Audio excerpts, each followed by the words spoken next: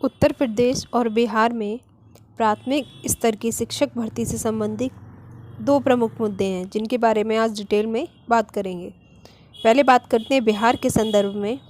ऐसे अभ्यर्थी जो बिहार के परमानेंट निवासी हैं लेकिन कुछ समय से कुछ वर्षों से वो उत्तर प्रदेश में आकर बस गए हैं और 5 साल उत्तर प्रदेश में निवास करने के बाद उन्होंने उत्तर प्रदेश का डोमिसाइल बनवा लिया है।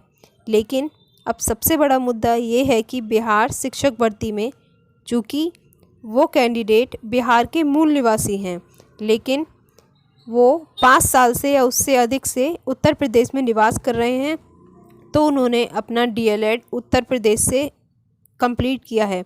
लेकिन बिहार सरकार का कहना है कि वो यूपी से ही डीएलएड किए हुए हैं, तो वो बिहार के निवासी नहीं हैं, जिसके कारण बिहार के वो अभ्यर्थी जो कि मूल तो बिहार से ही हैं लेकिन उन्होंने डीएलएड कोर्स अपना उत्तर प्रदेश से कंप्लीट किया है, वो बिहार के आरक्षण का लाभ नहीं ले पा रहे हैं।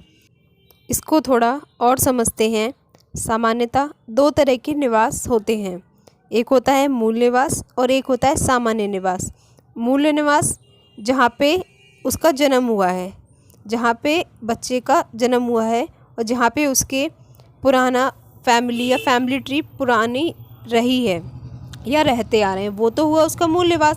लेकिन दूसरा होता है सामान्य निवास, जो कुछ समय के लिए या 5 साल से या कुछ वर्षों से वो किसी और राज्य में रह रहे हैं। तो हमारी उत्तर प्रदेश सरकार सामान्य निवास बनाती है, वो मूल निवास नहीं है।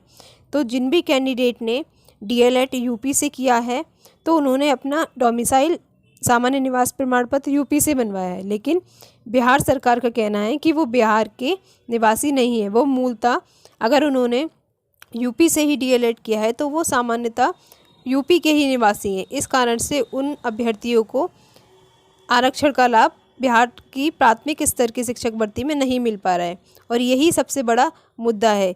तो ऐसे अभ्यर्थी जो बिहार के मूल निवासी होते हुए भी जिन्होंने यूपी से अपना डीएलएड कंप्लीट किया है, वो बिहार की 7th फेज़ की प्राथमिक स्तर की शिक्षक भर्ती में शामिल नहीं हो पाएंगे, जबकि ये संविधान के खिलाफ भी है, क्योंकि हमारे संविधान के आर्टिकल 16(2) में भी यही कहा गया है कि किसी भी अभ्यर्थी को किसी भी लिंग, उसके प्लेस ऑफ बर्थ या जाति के आधार पर किसी भी तरह की शिक्षक भर्ती या किसी भी भर्ती से वंचित नहीं रखा जाएगा।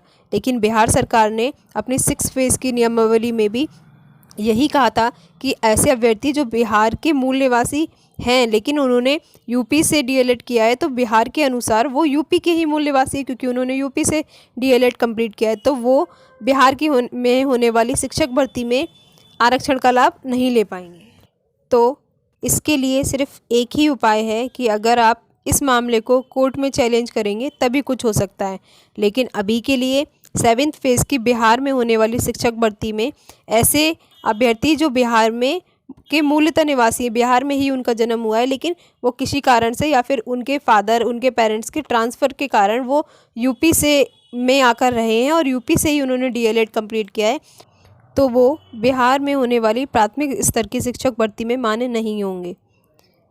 शिक्षा जगत की ऐसी ही महत्वपूर्ण खबरों के लिए जुड़े रहिए मेरे YouTube channel Tiya this side में। Thank you for watching. Please like, share and subscribe my channel.